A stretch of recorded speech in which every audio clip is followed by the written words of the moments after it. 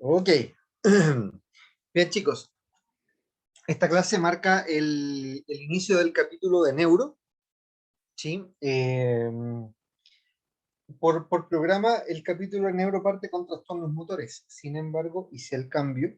Vamos a empezar con seizures y epilepsia hoy, porque el lunes tenemos caso clínico, ¿ya? De, eh, de un paciente que estaba con eh, un cuadro de tipo epileptiforme. ¿Ya? Entonces ahí, ojo porque eso significa que tenemos control asociado, ¿ya? Vamos entonces. Eso va a ser control de solamente esta materia, ¿no? Sí, señor, solamente esta materia, Ya. ¿ya? Vamos a empezar eh, aclarando algunos conceptos que suelen confundirse u ocuparse de forma errónea, ¿ok? Entonces, el primer concepto que nos interesa en esta clase es el concepto del seizure, ¿ya? O el seizure singular. ¿Ya? ¿Qué es el seizure? Es la manifestación clínica de algo. ¿Ok? Entonces, esta manifestación clínica, que se define como paroxística, descontrolada, ¿cierto? Puede ser de varios tipos, puede ser motora, ¿cierto? Puede ser sensorial, sensitiva, puede ser autonómica, puede ser eventualmente cognitiva, ¿ya? Que resulta, ¿cierto? O es el resultado de la descarga excesiva e hipersincrónica, es decir, hay un grupo, como dice ahí, de neuronas en el cerebro, pueden ser tan pocas como 10.000, ¿cierto? Un foco epiléptico pequeño a tener una parte muy importante ya de la corteza que está descargando. Lo que importa es que hay un grupo de neuronas que están anormalmente sincronizadas, ¿cierto? El otro día hablábamos nosotros de las redes neuronales, en este caso lo que queremos decir es que hay un grupo anormalmente alto de neuronas que están, ¿ok? En conexión funcional y que están además todas ellas descargando a una frecuencia alta, ¿ok? Entonces, esa descarga hipersincrónica y a alta frecuencia se traduce en una cierta manifestación clínica. Y esa manifestación clínica es lo que uno conoce como el seizure, ¿ya? O el seizure. La manifestación de esta descarga anormal, ¿ya? Va a depender un poquito de cuál sea el lugar donde esté el seizure focus y de la extensión que ese seizure focus tenga. ¿Ok? Seizure epiléptico, vamos a ver que hay seizures de varias naturalezas. ¿Ok? No todo paciente que desarrolla uno de estos eventos es un paciente epiléptico. ¿Ok? Por tanto, eso nos lleva automáticamente a la necesidad de definir lo que es un seizure epiléptico. ¿Ok? Diferencia un seizure causado por descargas neuronales anormales de un evento no epiléptico como un seizure psicogénico o un seizure que se genera a consecuencia de un cuadro hipoglicémico o de un trastorno metabólico, ¿cierto? De un paciente con daño o con compromiso neurológico a consecuencia de daño renal, hepático, etcétera, etcétera, etcétera. ¿Ya? Entonces, aquí la relevancia de este segundo punto tiene que ver básicamente con que nos quede claro que no todo paciente que está haciendo un seizure es necesariamente un paciente epiléptico. ¿Ok? Convulsión viene después, que es el término que al menos acá, ¿cierto? En los países de eh, anglohispanos o hispanoparlantes, lo ocupamos mucho como si fuera la única manifestación del seizure. Y no es así. ¿Ya? Entonces, la convulsión, ¿a qué corresponde?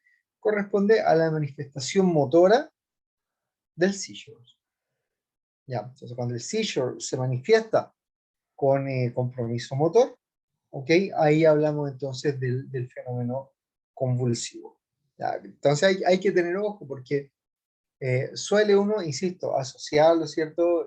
Y en el medio, incluso en los profesionales de salud, suele asociarse la convulsión al fenómeno epiléptico y no es así. Ni toda convulsión obedece a un fenómeno epiléptico, ni todo fenómeno epiléptico se manifiesta por un cuadro de tipo convulsivo. ¿ok? Y aparece entonces al final el cuadro este, ¿cierto? La epilepsia, o como se le conoce hoy en día como los síndromes epilépticos, corresponden a un desorden neurológico crónico, importante ese concepto, caracterizado por una predisposición a generar estos seizures, ¿cierto? De maneras recurrentes e idiopáticos, es decir, no provocados. No hay una condición de base que genere el seizure. Y las consecuencias cognitivas, psicológicas, y ojo, ¿cierto? Una cosa que muchas veces dejamos de lado en el curso de fisiopato, pero que está ahí también, las consecuencias sociales que lo acompañan. ¿Ok? Las manifestaciones clínicas del seizure, básicamente nosotros decíamos que iban a depender de dos cosas. De dónde estuviese ubicado el seizure focus y cuál fuera la magnitud, ¿cierto? La extensión de ese seizure focus. De esta manera entonces nos vamos a encontrar que cuando el seizure focus está ubicado en el lóbulo occipital, ¿cierto? Suele manifestarse eso con compromiso visual, ¿ok? Con un seizure de tipo visual. ¿Ya? Cuando se ubican en el giro precentral, donde está el área motora primaria, ¿ok? El resultante clínico va a tener que ver con actividad motora tónica o eventualmente clónica rítmica. ¿Ok? Cuando el seizure focus o cuando ya nos encontramos con compromiso del giro o de la circunvolución postcentral, nos vamos a encontrar con manifestaciones de tipo sensitiva, como por ejemplo las parestesias. ¿Ok? Podemos eventualmente encontrarnos con seizures discognitivos, ¿ok? Que implica que hay un grado de conciencia alterado, es decir, el paciente no podemos decir que está inconsciente porque el paciente está ahí, ¿cierto? Está semi en contacto con su medio, pero no es un paciente que, que cumpla que cumpla como con los criterios para decir que está consciente, ¿cierto? Que sepa él dónde está, con quién está interactuando, ¿ok? Cuál es su situación, ¿ya? Entonces, a esto también se les conoce como complejos parciales, ¿ya? Son importantes estos porque suelen estar asociados al lóbulo temporal y es relevante eso desde un punto de vista de la casuística porque dentro de las epilepsias adquiridas, ¿ya? Una de las más comunes, o quizás la más común, es la que se conoce como la epilepsia del lóbulo justamente temporal. Y más adelante en la presentación vamos a hablar de aquello. ¿Ok? Eventualmente podemos tener también un aura. ¿Ok? ¿Qué es el aura?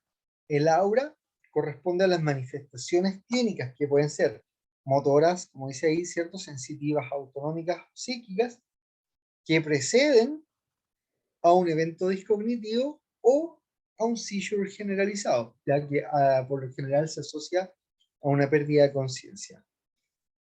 Es decir, el aura es el fenómeno clínico que precede, ¿cierto?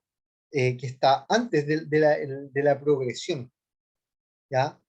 Es un paciente que comenzó con un seizure de tipo focal, aunque es una cosa muy localizada, y ese fenómeno localizado luego progresa, ¿ok? A un evento discognitivo o de frentón a una pérdida de conciencia, ¿ya? Como vamos a ver, eh, cuando comienza a propagarse la actividad hipersincrónica por la corteza cerebral, ¿ya? La corteza empieza a descargar junto con el seizure focus primario, y eso supone el compromiso de distintas áreas corticales, ¿ok? Entonces, en la medida que se van comprometiendo áreas corticales nuevas, se va produciendo, ¿cierto? Esta aura, ¿ya? Puntitos, olores, sabores, sonidos que escucha la gente antes de pum, caer en el fenómeno este de tipo discognitivo o de frentón en lo que es la pérdida de conciencia. ¿Mm?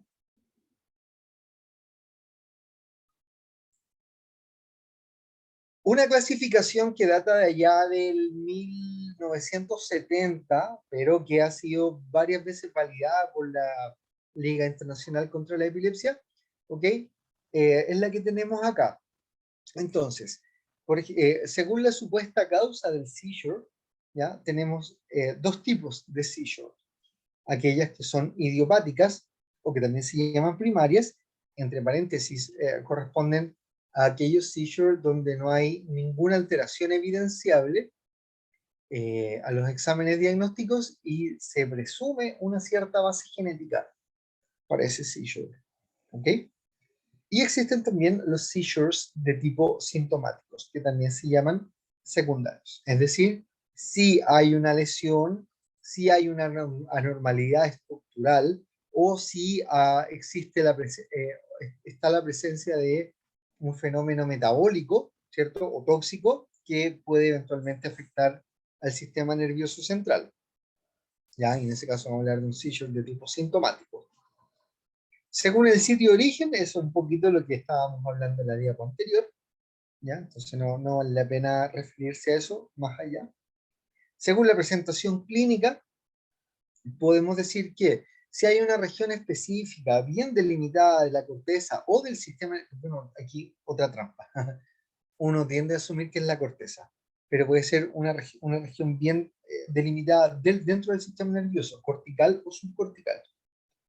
Entonces, si hay una región bien delimitada del sistema nervioso central que está generando esta descarga hipersincrónica, hablamos de un seizure focal.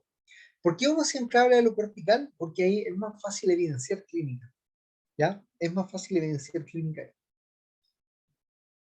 La otra posibilidad es que esté toda la corteza, ¿cierto? Unilateral o bilateralmente descargando y entonces ahí uno habla de un seizure generalizado. ¿Ok? Otra forma de hacer la presentación de esto tiene que ver con el compromiso o no de conciencia que tenga ese seizure. ¿Ok? Según la frecuencia, podemos tener un evento convulsivo, ¿cierto? O un seizure aislado. Él puede ser cíclico, ¿ya? Puede ser repetitivo, o puede, ¿cierto?, tener una frecuencia tal que no permita la recuperación completa de la conciencia, en cuyo caso hablamos de un paciente que está entrando en un estatus epiléptico. ¿Mm? Otra posibilidad, ¿cierto?, es clasificarla según el patrón electroencefalográfico. ¿Ya? Entonces, esta clasificación, como les digo, bastante buena porque permite generar hacer una aproximación relativamente buena en relación a la causa del seizure, y lo otro que se ha visto también es que esta clasificación permite establecer, y lo hace con algún buen nivel de precisión, capacidad de respuesta frente a tratamiento, ¿ok? Para el fenómeno convulsivo o para el seizure que esté teniendo el paciente. Profesor, ¿Ya? en la diapo Christopher, anterior, ¿cuál es la diferencia entre un seizure como cíclico y uno repetitivo? el cíclico se te da cada cierto tiempo, por ejemplo, eh, asociado a algún evento en particular que se da de manera cíclica. Puede ser asociado a cambios hormonales, ¿cierto? Puede ser asociado, por ejemplo, a la presencia o no de menstruación, a cambios hormonales asociados a menstruación, puede ser asociado a algún momento del día, ¿ok? Puede ser asociado a algún evento durante el día, por ejemplo, la ingesta de alimentos, ¿cachai? Ahí vamos a tener un fenómeno más bien cíclico. O puede ser que cuando es repetitivo, ya son seizures que están asociados a eventos que no necesariamente se están obedeciendo a un fenómeno cíclico. No sé si me explico.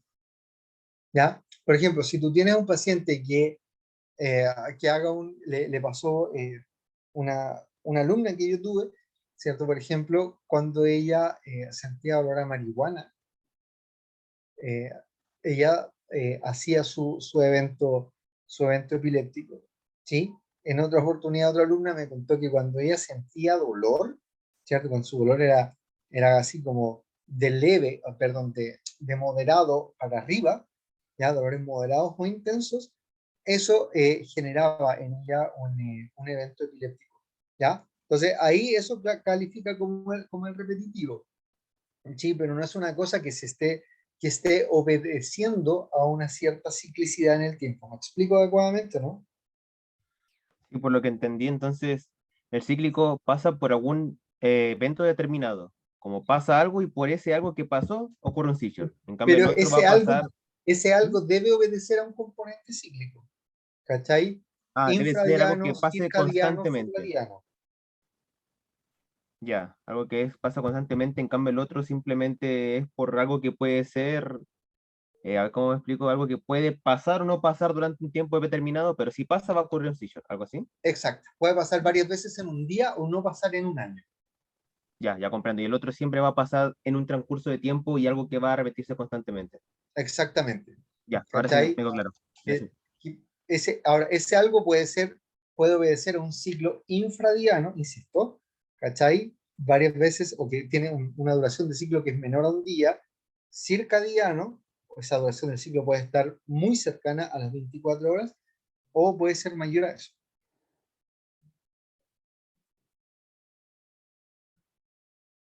¿Sí, Muchas gracias, Christopher? profe. Sí, me quedó claro. Muchas gracias. Bacán. Déjenme dejar de compartir porque quiero subir el volumen de esto para escucharte mejor, como decía el lobo a la caperucita. ¿Ok? Según la etiología, entonces, existen los seizures primarios o idiopáticos, ¿cierto? O lo que los gringos llaman unprovoked seizures, que dice que significa que no hay una causa primaria, ¿cierto? Como les decía yo, subyacente que nos permita justificar la presencia de ese fenómeno clínico.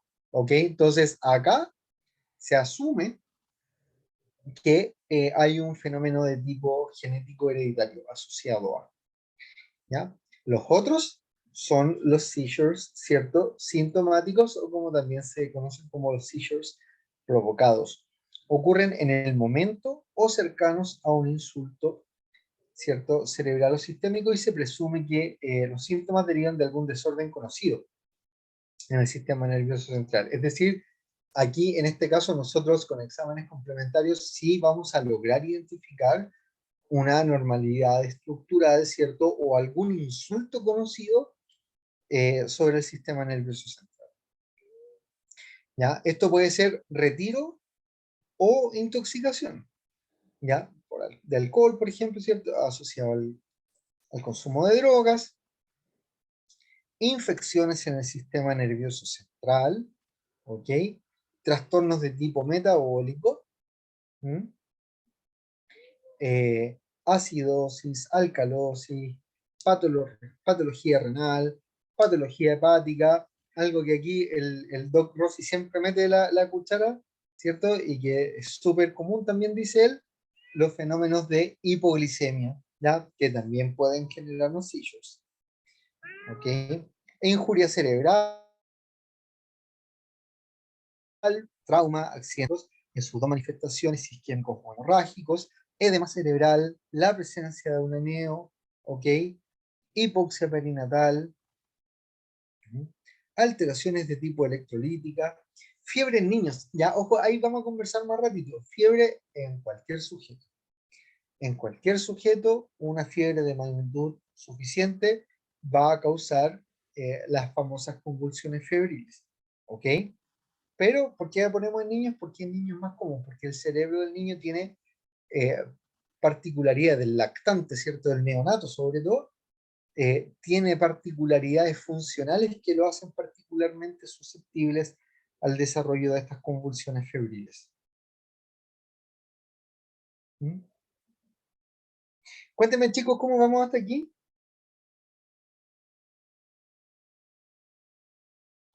Bien, profe. ¿Vamos bien? ¿Sí? Sí, profe. Genial. La clasificación de la Liga Internacional contra la Epilepsia, ¿cierto? Esta es de 1981, pero se mantiene vigente hasta la fecha. ¿Ok? Los clasifica como seizures parciales o focales. Ahora, ojo, aquí dentro de cada uno de estos hay varios tipos de fenómenos epilépticos. ¿Ok? y cada uno de esos tipos de fenómeno epiléptico, por supuesto, obedece a varias causas. Entonces, esto lo hice, intenté hacer una simplificación de toda la clasificación, ¿ya? Entonces, aquí se reconocen los seizures parciales o focales, ¿ok? Que implica, insisto, que hay una región bien delimitada del sistema nervioso central que está descargando asincrónicamente. El inicio es focal o localizado en una parte de los hemisferios cerebrales que puede ser identificada con ayuda del electroencefalograma. ¿Ok? Entonces, aquí subdividimos. Si es que la conciencia está intacta, hablamos de un parcial o un focal simple, ¿ya? Y aquí nos vamos a encontrar con trastornos motores, sensitivos, autonómicos o cognitivos. ¿Okay? Como habíamos dicho, cuando una de estas manifestaciones precede a la pérdida de conciencia, eso es lo que nosotros denominamos aura, ¿ya? Un ejemplo de eso es el fenómeno de la marcha Jackson. En cambio, si hay algún grado de compromiso de conciencia, pero el paciente aún presenta, pero está alterado, ¿ya? Hablamos de un parcial complejo o un focal complejo. Entonces, parcial simple si la conciencia está alterada. Parcial complejo si el sujeto no es del todo consciente de sí mismo. Ya vamos a ver un video y ahí espero yo les debiera quedar más claro. ¿Ok? Y aquí hay un tercer tipo, que es el parcial, que puede ser simple o complejo, pero que obedece ya o que presenta una generalización posterior. ¿Ya? Entonces, el fenómeno clínico, ¿cierto? El fenómeno convulsivo, por así decirlo, nace como focal y progresa hasta tener una cosa con compromiso cortical bilateral, ¿ya? Y ahí el paciente por lo general eh, pierde la conciencia. Luego nos encontramos con los seizures generalizados. La crisis afecta Profe, simultáneamente a ambos hemisferios cerebrales, ¿ya? profe, ¿se escucha? Sí, Es que, ¿qué quiere decir clónico o clónica ahí en el parcial con generalización posterior? ya, déjame, espérate.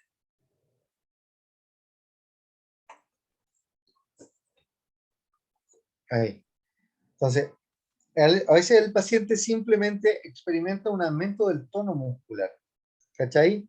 Y eso es lo que se conoce como una crisis de tipo tónica o como una manifestación tónica. El clono tiene que ver con esto,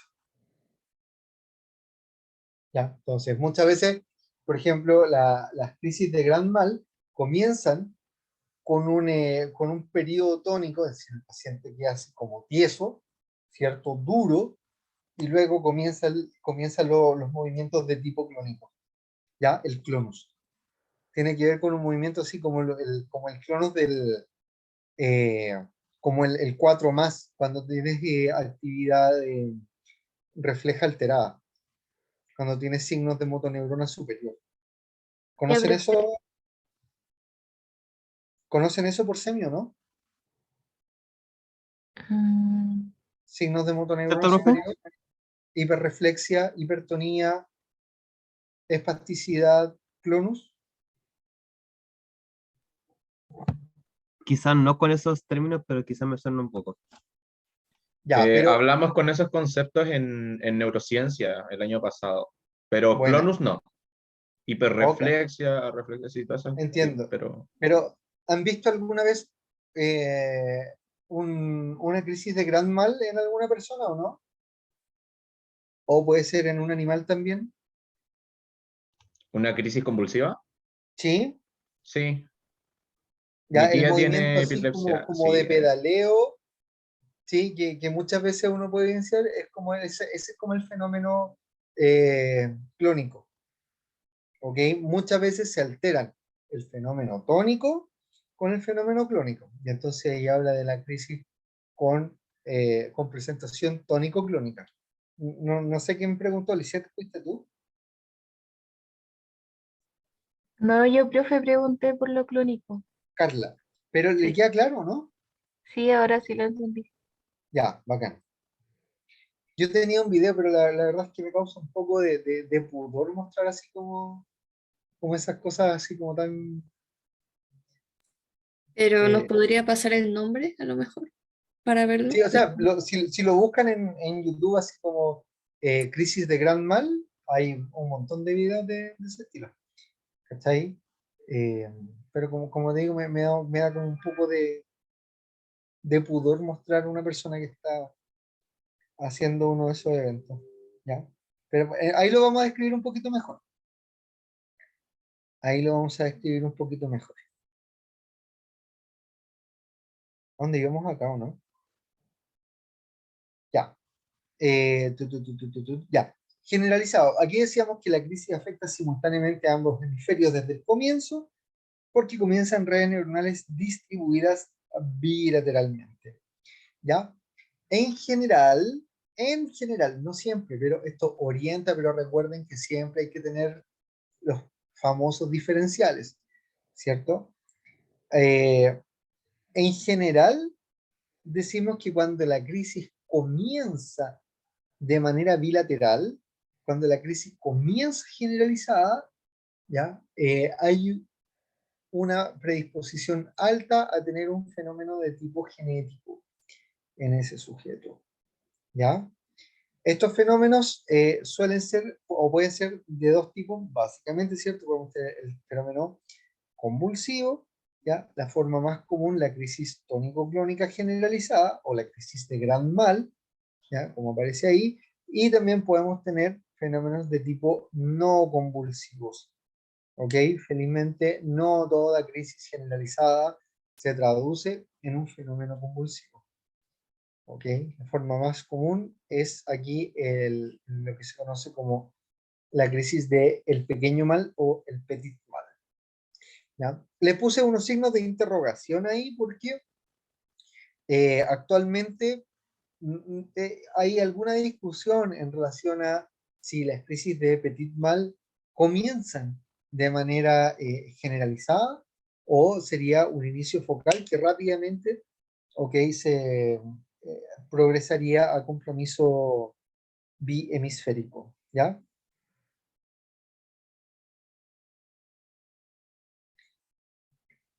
Crisis convulsiva tónico-clónica generalizada. Esto es lo que clásicamente uno conoce como la crisis de gran mal, ¿ya?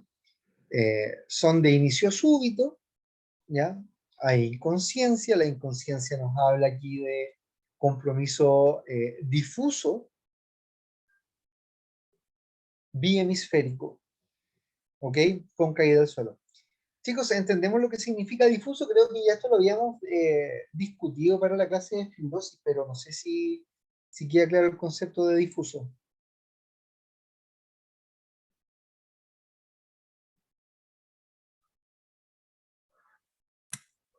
Yo no me acuerdo, profesor. Si lo puede Ya, explicar. claro. Difuso, muchas veces uno habla de difuso como algo, como lo opuesto, ¿cierto? Como el antónimo a lo definido. Entonces, muchas veces uno dice, voy a hacer una línea definida o voy a hacer una línea como difusa, ¿cierto? Así como que no se sabe bien dónde empieza y dónde termina. Ya, en este caso, y esto también se ocupa en imagenología, lo difuso tiene que ver con algo que está en la antípoda, es decir, es lo contrario de lo focal. ¿Ya? Entonces, está lo focal, que reconocemos una porción bien, ¿cierto? Definida, localizable, y está lo difuso, ¿ya? Que implica que toda una región está alterada. ¿Ya? Tengan cuidado con eso. En imagenología y aquí en este caso, en, para lo que estamos hablando en actividad eléctrica, ¿cierto? Difusa, quiere decir que está todo el hemisferio, ¿ya? Que está descargando. Entonces, aquí voy con esto.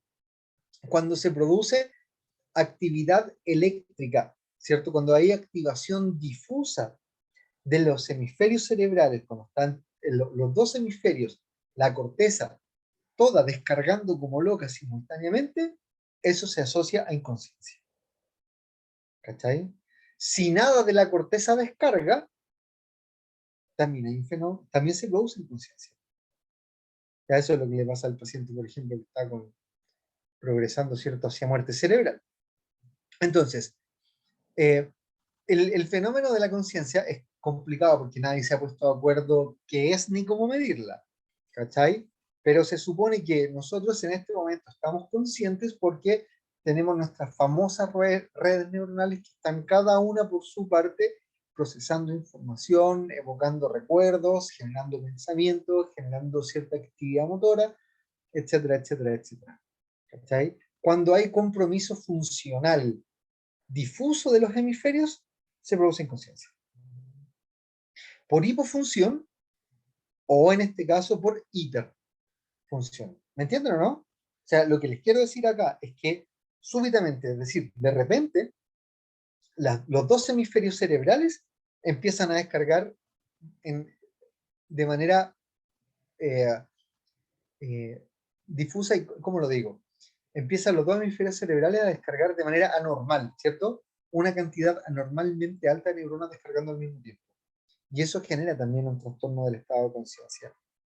No sé si lo estoy explicando bien. Por favor, confírmenme.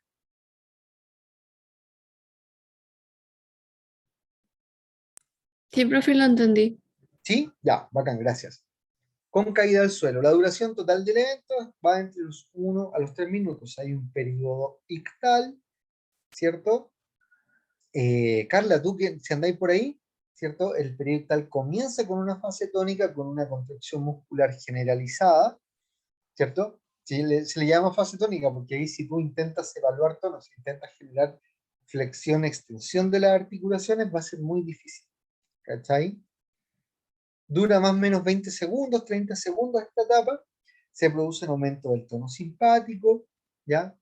Puede haber un aumento de salivación, riesgo de cianosis por obstrucción de vía aérea superior, ¿ok? Al electroencefalograma aparecen ondas de bajo voltaje que se conocen como las multiespigas, y sigue a la fase tónica lo que se conoce como la fase clónica, ¿ya? Periodos de contracción tónica intercalados por relajación muscular de duración progresiva, ¿ya? En esta fase clónica podemos encontrarnos con fenómenos de tipo autonómico, masticación, salivación, parpadeo rápido, ¿ok? Al periodo ictal lo sigue el periodo postictal. Este es un poquito más largo, ¿ya? Dura algo así como 5 minutos. Se produce flacidez muscular, ¿ok? Hay sueño en esta etapa. Se producen fenómenos de hipersalivación. Ojo aquí con la aparición del estridor respiratorio. Y felizmente para el paciente, ¿ya?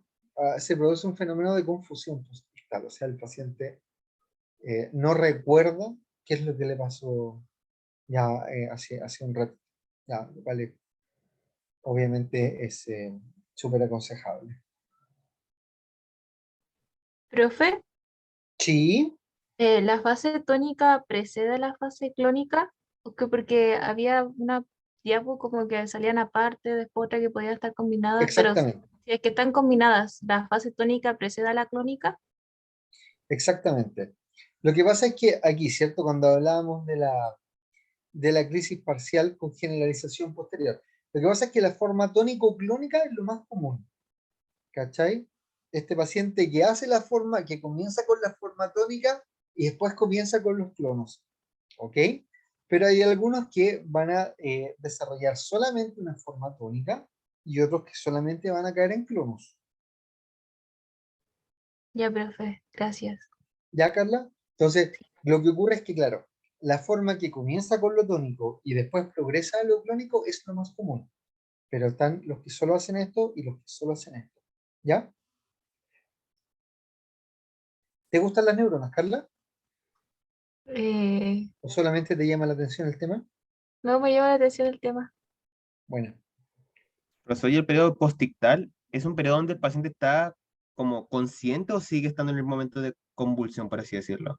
No, no, no, no, no, no, no. aquí esto ya no, el fenómeno convulsivo ya pasó, Ya, entonces ¿ya? en el posticital el paciente está como ya consciente, ya despertó y todo.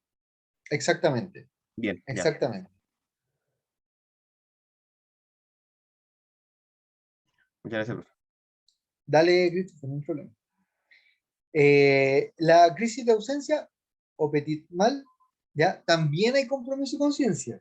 Fíjense, también es de inicio brusco, ¿ya? Sin embargo, esto es de corta duración, ¿ya? No perceptible por el paciente, pero dura poquitito, ¿ya? 5 a 20 segundos. Diferencias, no hay pérdida del tono muscular, el paciente no cae, ¿ok? Podemos tener presencia de automatismos leves, movimientos palpebrales rápidos, movimientos de labios, masticación, ¿ok? Y aquí una cosa que lo diferencia mucho, la recuperación es rápida. El paciente termina la crisis y sigue haciendo su vida como que nunca nada hubiera pasado, ¿ya? Entonces, no hay confusión post-ictal, gran diferencia clínica con respecto a la anterior, ¿ya? Se tiende a dar más en niños, por eso ahí dice forma frecuente en edad escolar, ¿ya? Entonces, ahí para que nos quede claro, yo les dije, yo tenía un año puse un video de una crisis tónico-clónica, de una crisis de Granmal, pero después lo saqué porque, insisto, me da pudor. Pero les puse aquí una parcial compleja, ¿ya? Para los que no se acuerdan, la parcial compleja, ¿cierto? Implica que hay algún grado del compromiso de conciencia. Entonces van a ver ustedes que este paciente que está aquí a la izquierda, él no está inconsciente, pero él no es capaz de comunicarse con su medio de una manera adecuada. Ya fíjense cómo él... Entonces miren primero aquí al lado izquierdo, como de repente aparecen las ondas ictales en algunas de estas derivadas y luego, ¿cierto? Se diseminan rápidamente y empiezan a descargar los electrodos, ¿cierto?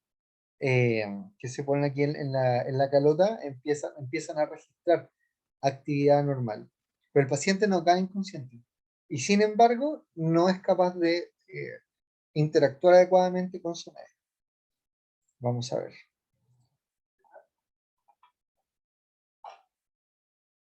Miren ahí, y cómo empieza después.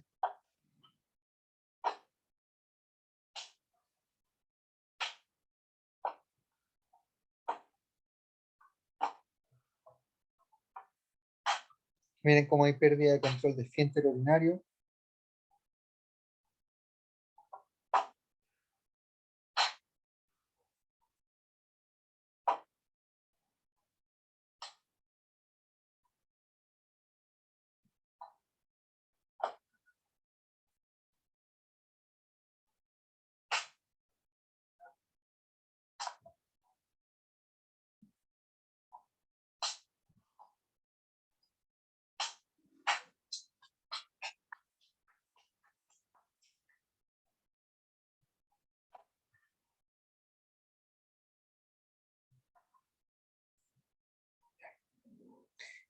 Eso. Imagen de la... ¿Cacharon, no? Miren, aquí miren cómo se ve la actividad eléctrica registrada por los electrodos de superficie. Miren cómo era el inicio. Miren cómo era el inicio. ¿Ya? No hay una gran actividad eléctrica registrada por los electrodos y eso ocurre porque cada grupo neuronal, como conversábamos la otra vez, está descargando su propia frecuencia, su propio ritmo, y por lo tanto, la sumatoria, cuando eso lo registra, el electrodo es algo que no es muy legible. ¿Cachai? El hecho que aparezcan ahí, miren cómo empieza a cambiar el comportamiento, ¿cierto? Aquí, se fijan que aparecen ondas que son mucho más identificables. Y eso tiene que ver con que justamente eso es el reflejo de que un número anormalmente alto de neuronas está empezando a descargar al mismo tiempo. ¿Ya? Se ha dicho de otra manera. Aquí esto es actividad eléctrica normal. ¿Ya? Aquí todavía tenemos actividad eléctrica normal. Esto ya es actividad eléctrica anormal. ¿El paciente no quería hacer entonces su movimiento o lo hace como por su cuenta o lo hace Es que, inconscientemente? es que esos movimientos son su seizure. ¿Cachai? La actividad eléctrica anormal se traduce en la generación de esos movimientos. No es algo que él quiera hacer. ¿Me entiendes, no? Ya, Ya, entonces cada persona va a finalmente, tener sus propios como movimiento en el momento en que ocurre un seizure. sí, pero ese movimiento va a depender de qué, Christopher. Ese movimiento va a depender de cuál sea el lugar anatómico, ¿cachai? Donde se está generando esa descarga hipersincrónica, ¿cachai? Si es que ese lugar anatómico está asociado a regiones cerebrales que tienen que ver con movimiento, ¿cachai? Porque Ya, sí. eventualmente podrían estar asociados a procesamiento sensitivo o podrían estar asociados a procesamiento de tipo cognitivo, ¿cachai? O podrían estar asociados a control emocional, porque todo eso puede ser parte del seizure, ¿cachai? Entonces, en este caso, lo que aparentemente, ¿cierto?, está primando son los fenómenos de tipo motores. Y esos fenómenos motores tienen su correlato neurobiológico, por así decirlo, con un lugar específico de la corteza donde se está generando esa descarga sincrónica. ¿Cachai o no? ¿Me explico? Sí, sí, sí, comprendí. Bueno, Profesor, ya. yo tengo una consulta. Porque es que ha mencionado que esto bueno, que cuando está ocurriendo el seizure, hay un grupo bastante grande de neuronas que se están activando al mismo tiempo, ¿cierto? Y están descargando y haciendo su actividad. O sea, Pero no espérate. inicia por un... No sé si bastante grande. Es más grande que una red neuronal. Sí, Se estima que 10.000 neuronas ya generan un seizure focus. Ahora, 10.000 neuronas en la cantidad de millones que tenemos en el cerebro, no sé si sea lo más grande, ¿ya? sí, Solamente para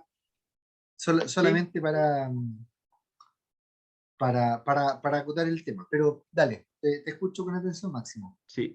Lo que quería saber es que son todas esos grupos de neuronas se activan al mismo tiempo o hay alguna gatillante que hace que todas esas se activen. Oh, esa pregunta es maravillosa. Esa pregunta es maravillosa. La verdad es que depende del caso, ¿ok?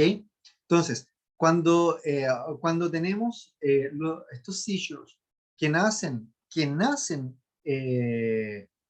bihemisféricos, se asume ahí que quien está involucrado en la generación del seizure va a ser el hipotálamo, ¿ok? Y entonces ahí lo que ocurre es que el hipotálamo en su conjunto comenzaría a descargar al mismo tiempo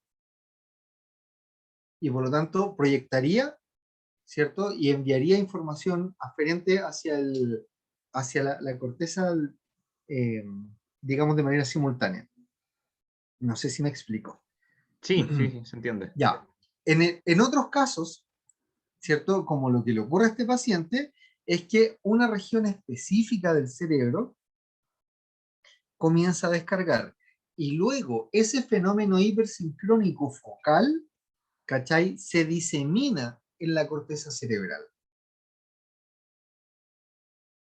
Y si ese Entiendo. fenómeno se disemina en la corteza cerebral y llega a comprometer, en este caso, para tener estos seizures discognitivos, estructuras temporales, ahí se producen estos fenómenos de alteración de la conciencia sin necesariamente caer en la inconsciencia. Comprendo. Entiendo, profe. ¿Ya? Que le hacía la consulta porque en ese video, en el electro, en una de las últimas líneas aparece como una espiga antes de que empiecen a gatillar todas las líneas. No sé si será eso. Es como una de las últimas, creo que está arriba del 20 y está al inicio que tiene esa parte de ahí, esa. Y ahí empiezan las demás. No sé Claro, si... aquí ahí es un tema bien interesante ese. ¿Cuál es el lugar donde comienza? ¿Ya? Eh, por lo general se dice que el primer electrodo que sensa la actividad normal es donde está el seizure focus. ¿Cachai? Esa es como regla para cirugía, la regla para cirugía. Ujú. ¿Dónde se va a buscar? Va a depender de cuál sea el electrodo que comienza primero a descargar. ¿Cachai? Entiendo. Pero ahí, ojo, porque a veces tú puedes tener, no necesariamente hay correspondencia entre el seizure focus y la primera región que comienza a descargar. Me expreso. ¿Cachai? Si es que asumamos que lo que tú dices es cierto, a mí me da la sensación que aquí es donde comienza donde comienzan las descargas normales. ¿Cachai? Ya. Si pensamos, si lo damos como cierto, pensemos que ese es el primer electrodo que sensa actividad normal, no necesariamente esa región de la corteza es donde está el seizure focus. Ujú. Entiendo. ¿Cachai? Sino que podemos tener un seizure focus subcortical que comienza a descargar y esa sea la primera región de la corteza donde se propaga. ¿Me entendió, no? Sí. Por lo tanto, alguien podría decir, si sacamos las neuronas correspondientes a esa proyección del electrodo, se soluciona el problema. Y no, porque aquí estamos registrando actividad cortical, pero podemos tener actividad anormal subcortical también. Sin embargo, como que la regla para la cirugía es esa, ¿cachai? Donde está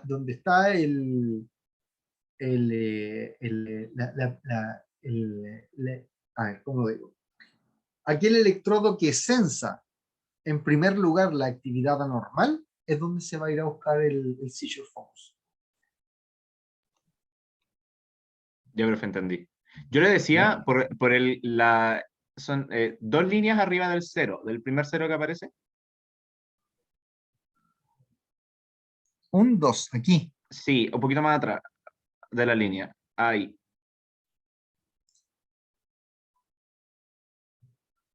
Y de ahí vienen todas las demás. De todas las líneas. De todo el resto de las líneas.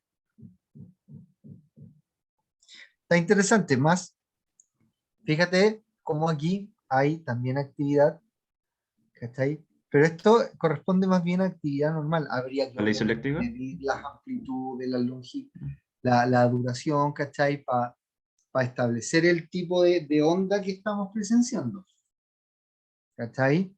Pero en general así como que cuando tienes actividad eléctrica normal, tiende a comportarse como de esta manera. Porque aquí está, lo que estamos viendo aquí es que hay, cuando la actividad eléctrica no es muy intensa, ¿cachai? Significa que hay pequeños grupos de neuronas preocupándose de procesar su propio estímulo. Entonces, la sumatoria, yo siempre lo explico así. Cuando tú has entrado a una sala de clases donde no está el profesor, ¿qué distingues tú en eso, en esa sala acá? ¿Eres tú capaz de distinguir algo o alguna conversación en esa sala de clases? Probablemente no. ¿Cachai? Porque tenéis grupos de alumnos, grupos de personas que están hablando y cada grupo está hablando su propia cosa. ¿Te ha pasado, no? Entonces, entráis a la sala y no distingues nada. Y eso es básicamente lo que ocurre en un cerebro sano. Ah, ¿Cachai? ya. Y Ya entiendo. luego entra el profesor y ahí ocurre una cosa ahí ocurre como un fenómeno de hipersincronización, que era más evidente cuando estábamos en el colegio. ¿Cachai?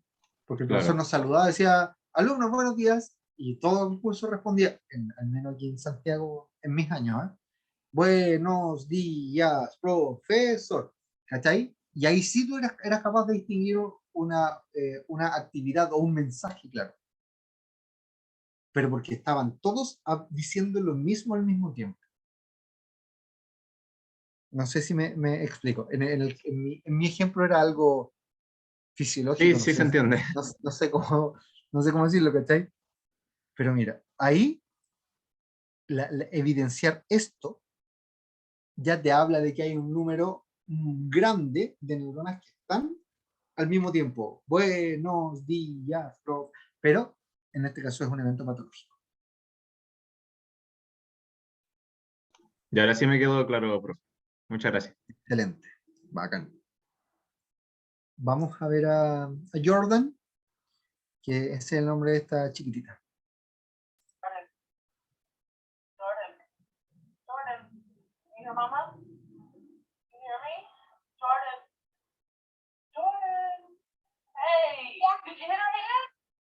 Chiquitita.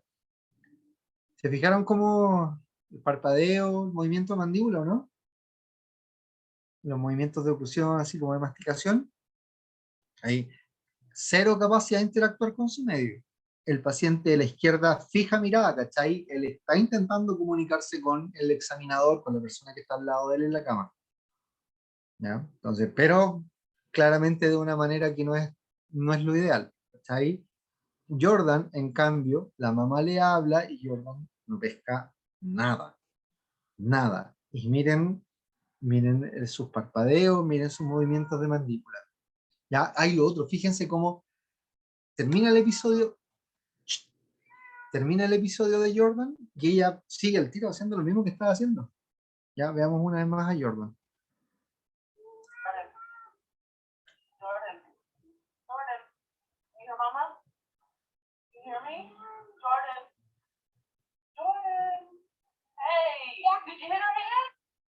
Chiquitita. ¿Ya? Ahí tenemos entonces una crisis de petit mal. Shh. Ay, qué pesado. Profe, Sí, paz. en el caso de Jordan, ella cuando termina su episodio no es consciente de lo que le pasó, o sea, no se No, acuerda. no lo es. El paciente no reporta, no hay un recuerdo ya de lo que le ocurrió. Y en el caso del otro paciente, él sí es consciente de ese descontrol de movimientos que tiene. Esa es una buena pregunta. No sé si hay recuerdo o no asociado. Hay algunos pacientes que recuerdan, hay otros pacientes que no. ¿Ya? Lo cierto, Paz, es que él no está ni completamente consciente ni completamente inconsciente. Pero aquí, ¿qué hago yo en estos casos, Paz? Le pregunto a mi querido doctor Rossi. ¿Doctor anda por ahí? Sí, dime, En su experiencia clínica, ¿qué cosa? en los pacientes que hacen estos seizures discognitivos, como el paciente del lado izquierdo, ¿tienen recuerdo después de No, de su habitualmente, experiencia? mira, yo no soy neurólogo en ningún caso, pero habitualmente no, ¿Cierto? Era lo que yo habitualmente no. también tenía entendido. Ya, gracias. O capaz. Gracias por participar. Muchas gracias, doctor. Pues, el problema de la memoria es otro tema grande, entonces, Sí, desde el punto de vista sí, sí, sí. neurocientífico es otro tema.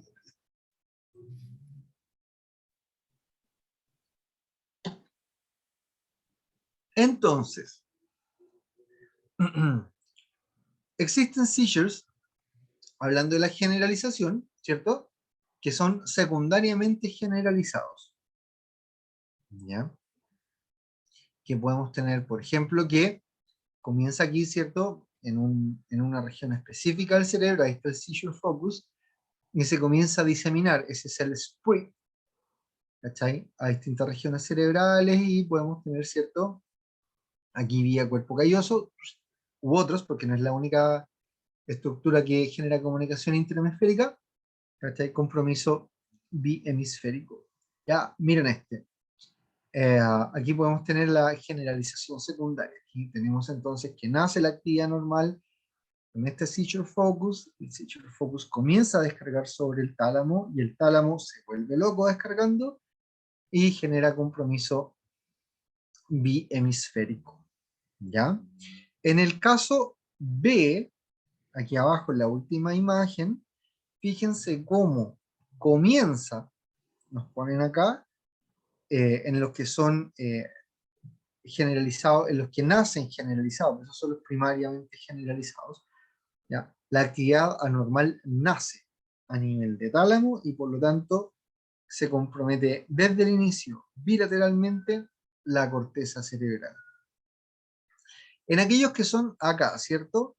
Secundariamente generalizados, ¿Ok? Hay un inicio focal que evoluciona hacia un seizure generalizado, por lo general, tónico-clónico, ¿ya? Generalmente sin base genética y con una patología cerebral subyacente que la explica. Un trauma, una isquemia, una cicatriz, ¿cierto? Una zona de fibrosis, ¿ok? Un tumor, ¿ya? Y con una patología cerebral subyacente que la explica, ya sea adquirida o debido a malformaciones congénitas, ¿ya? O a enfermedades también de tipo metabólicas.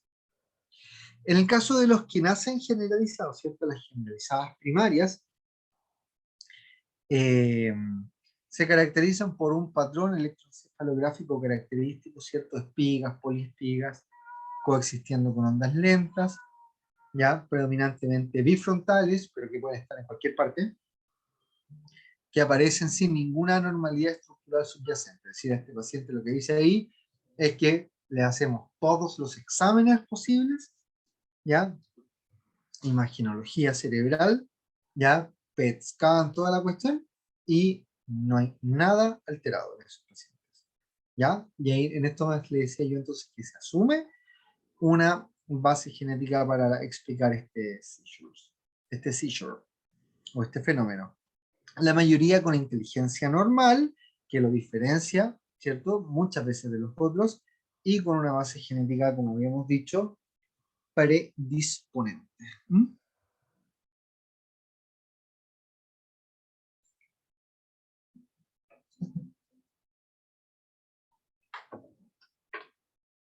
Demos un segundito para prender la lámpara acá.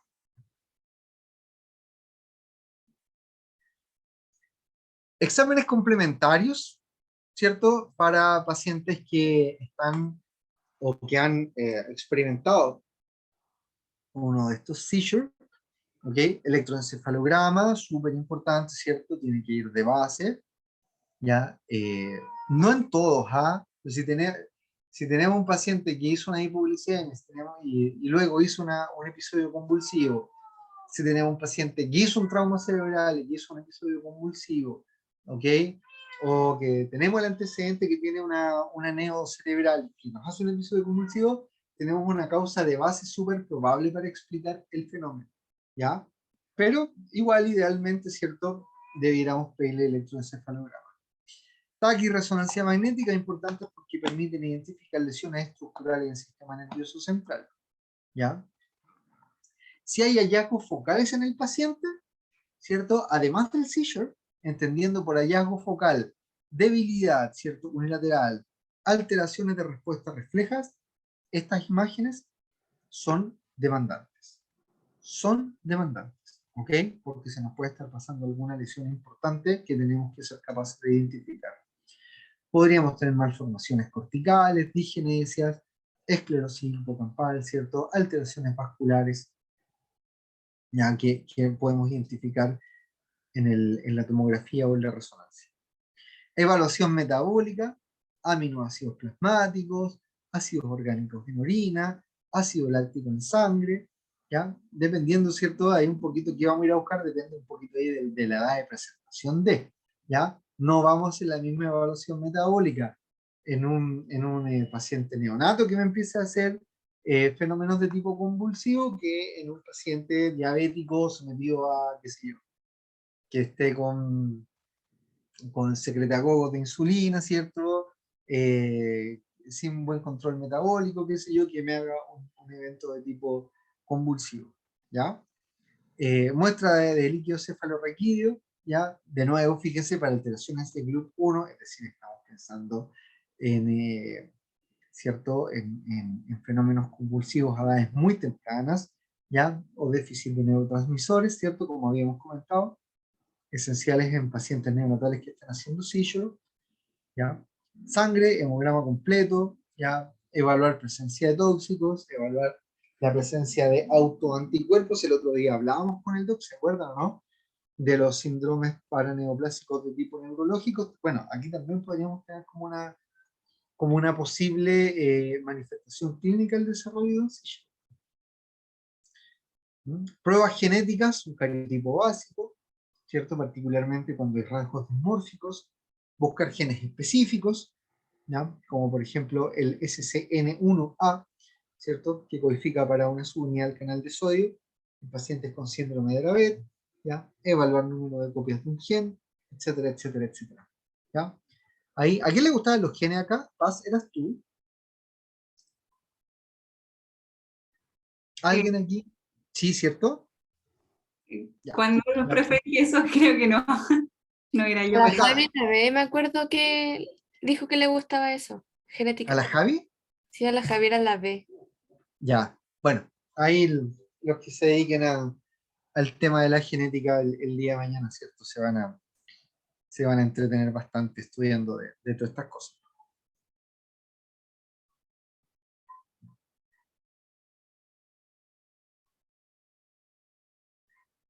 Eso. Ahora, chicos, chicas, preguntas, consultas hasta este punto, por favor. ¿Está claro? ¿No está claro? ¿Está entretenido? ¿Está fome? ¿Todo bien? ¿Todo bien? ¿Quedó claro, profe? Bacán. Ya. Yo antes empezaba al revés, pues se lo dejaba al final y al principio hablaba como de las neuronas, los neurotransmisores y todo, y después me di cuenta que era mejor hacerlo así, porque como que si uno tiene como en función o empieza desde cosas que todo el mundo conoce o ha visto, ¿cachai? Y ya les han estado mostrando, meter estas cosas más chicas después aparece más fácil. Ya lo que tenemos aquí es una neurona con dos aferencias. Ya vamos a empezar a hablar de cosas más celulares, más funcionales. ¿Ok? Aquí están los EPSP. ¿Qué es lo que es un EPSP? ¿Se acuerdan o no?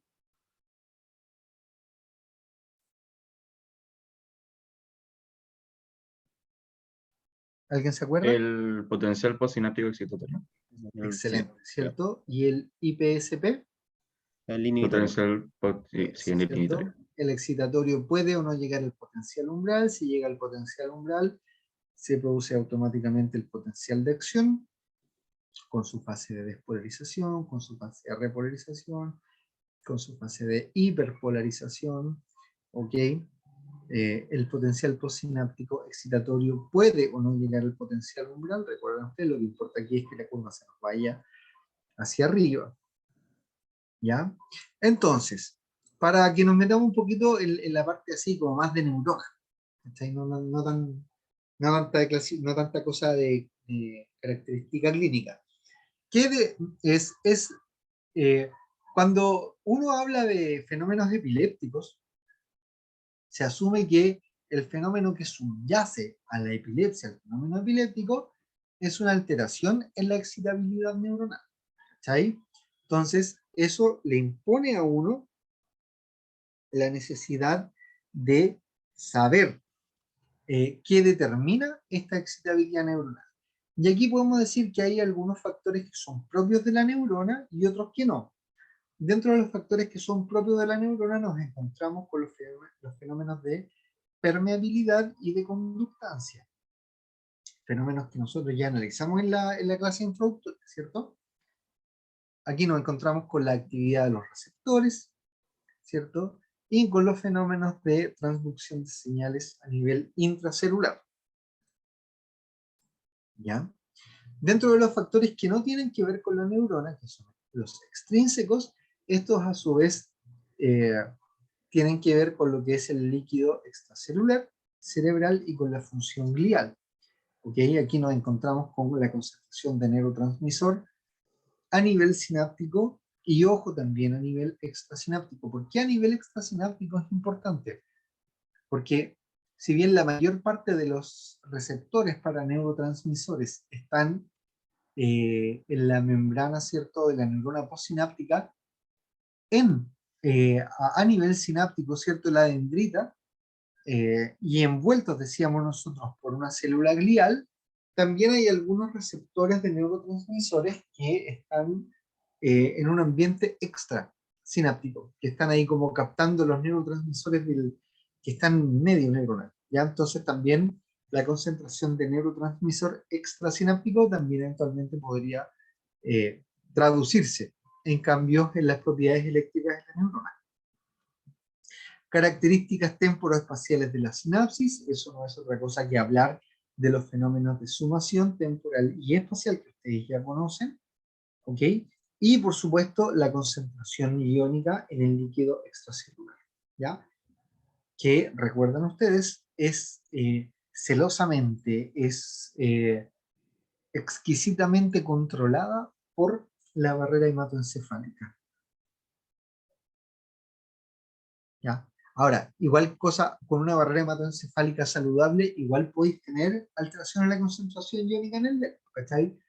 Pues si hay un grupo de neuronas que se necrosan, ese grupo de neuronas que se necrosan, incluso con barrera hematoencefálica saludable, van a liberar una cantidad de potasio anormalmente alta al medio extracelular, y eso por lo tanto también se va a traducir en una afección del fenómeno de excitabilidad neuronal. Entonces les decía yo que se asume que hay un trastorno en la excitabilidad, y hay una teoría que intenta explicar cómo se producen estos fenómenos, ¿cierto? Anormales en las neuronas. Y esta teoría se conoce como la teoría del desbalance excitación-inhibición. ¿Ya? Entonces, dice esta teoría que en estos casos o en este tipo de pacientes hay un aumento en la actividad excitatoria, ¿ya? Dado, por ejemplo, por mayor actividad de canales de sodio, dado por un aumento en la actividad de un aumento en la actividad excitatoria, ¿cierto? De la sinapsis o de la sinapsis de tipo excitatoria, ¿ya? Por ejemplo, por un aumento de glutamato, ¿cierto? El mayor actividad de glutamato de la neurona post, ¿ya? Por un aumento en la conectividad neuronal, ¿ya? Un aumento en los fenómenos plásticos de los que hablábamos el otro día. Y en cambio la actividad inhibitoria debiese estar disminuida, ¿cierto? Por ejemplo, menos actividad de canales de potasio, menos actividad de sinapsis inhibitoria, por ejemplo, depresión de la actividad de neuronas de tipo GABAergica. Y este desbalance entre la excitación e inhibición, entonces, es lo que estaría generando, y lo digo así, estaría generando, potencialmente hablando, porque después se nos cae un poquito esta teoría, estos fenómenos como los seizures y el fenómeno de tipo epiléptico. ¿Ok? En ese sentido, para avanzar un poquitito más en esto de la excitabilidad neuronal, ¿ya? Nos vamos a encontrar con algunos canales activables por voltaje, ¿cierto? Que generan conductancia despolarizante, es decir, que generan estos postpotenciales sinápticos de tipo excitatorio. Canales de sodio. Los canales de sodio reconocen la presencia de una subunidad alfa, ¿ok? Pero asociado a esta subunidad alfa nos encontramos con dos proteínas, ¿ya? Que le ayudan al canal a anclarse en membrana, que son las subunidades beta, ¿ya? Que además de ayudar al canal a anclarse en la membrana, tienen una función reguladora sobre la actividad del canal, ¿ya? Los nombro porque actualmente se sabe que mutaciones en las subunidades beta del canal de sodio son responsables de algunos cuadros epilépticos, ¿ya? O epileptiformes. Los canales de calcio también son canales, ¿cierto?, conducentes a actividad tipo excitatoria, ¿ya? Muchas funciones, muchísimos subtipos, ¿ya? Tienen también una subunidad alfa 1, ¿ya? Y también están asociados a la presencia de estas subunidades beta de tipo regulatorio. Dentro de los canales activables por voltaje también, sin embargo, nos encontramos con algunas conductancias que son hiperpolarizantes, ¿ya? Aquí nos encontramos con canales de potasio. Los canales de potasio son un poquito más complicados, ¿ya? Reconoce la existencia de 4 subunidades alfa, 4 subunidades beta, ¿ya? Nos encontramos con algunos canales rectificadores desfasados. Me parece que desfasados con Z. Ya, corrijan por favor ahí. ¿Ya? Son importantes estos para la finalización del potencial de acción. ¿Ya? Estos canales rectificadores son blancos de algunas drogas antiepilépticas. ¿Ya? Y también se han identificado mutaciones asociadas a condiciones específicas. ¿ya? Hay transmisión sináptica inhibitoria, esto un poquitito ya lo hablábamos el otro día, ¿ok? Esta actividad inhibitoria, ¿cierto? Puede ser bastante compleja, ¿ya? Entonces aquí nos ponen una neurona que recibe acá arriba, no sé si se ve el cursor.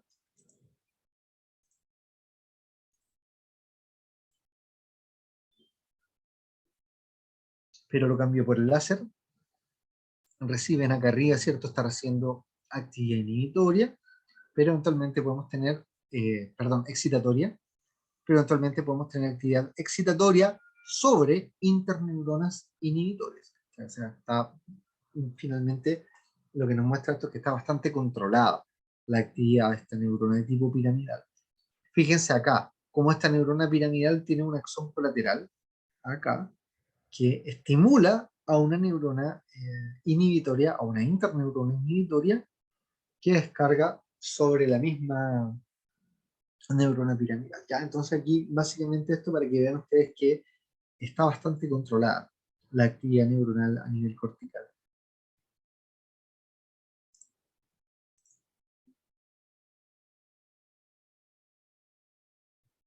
Muy asociado con el fenómeno este de la inhibición es el fenómeno este de la inhibición periférica. Entonces, ¿qué es la inhibición periférica? Ocurre lo siguiente: cuando en una región cortical aumenta la actividad de un grupo de neuronas, por ejemplo aquí, esas neuronas que están descargando a frecuencias un poco más altas, no necesariamente patológicas, ¿ah? Pero solamente estas neuronas que están descargando a una frecuencia más alta, estimulan neuronas inhibitorias que disminuyen la actividad de neuronas que están rodeando a esta región pequeñita o a este foco. ¿Ok?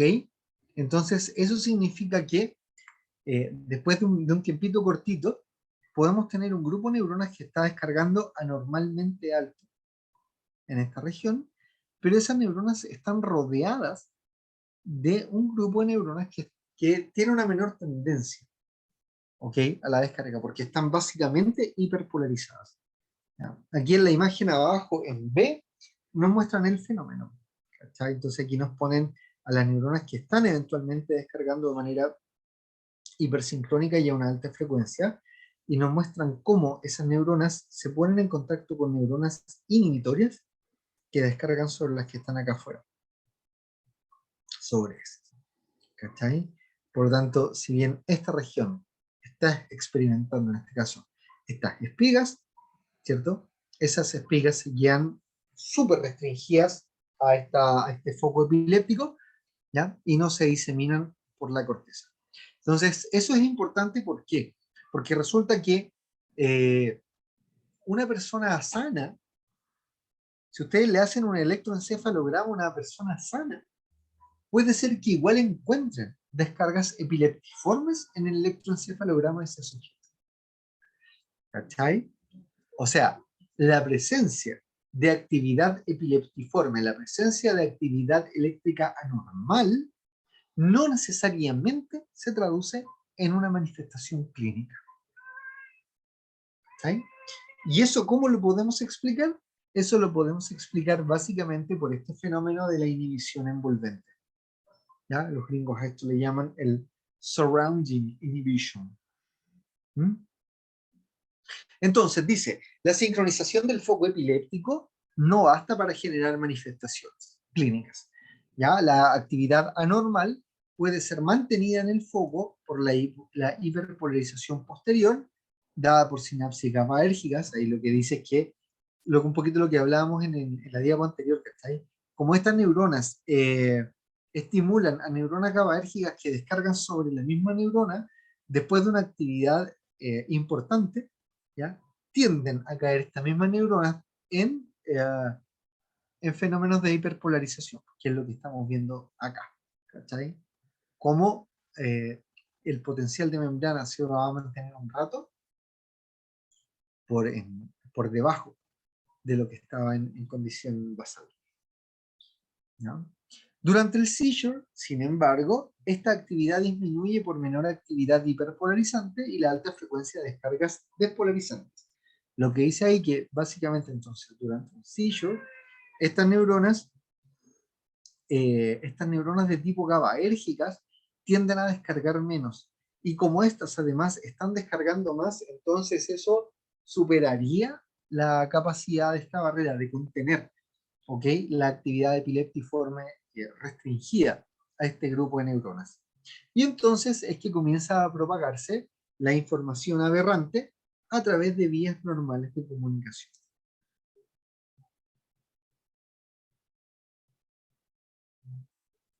Chicos, ¿hasta aquí? ¿Bien?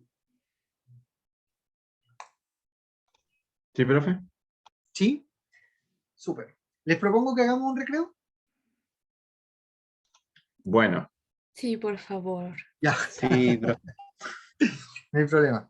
Les propongo 14 minutos el toque del redondeo. ¿Volvemos a las 6:05?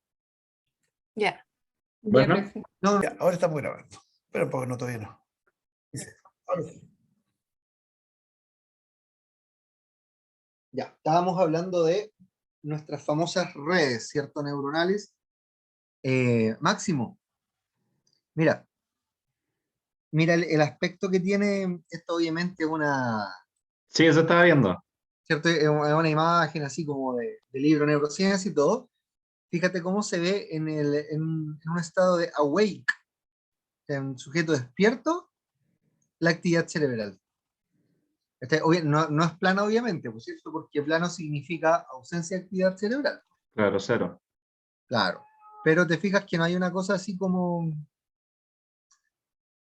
que sea tan legible. Ahora, si ustedes se fijan, durante el sueño, en distintos estadios del sueño, cambia el patrón de sincronización, ¿cachai? Y va aumentando, llegando a su máximo en el sueño REM, aquí, ¿ya? En estadio 4, ¿ya? Pero todos esos son fenómenos normales o fisiológicos de sincronización.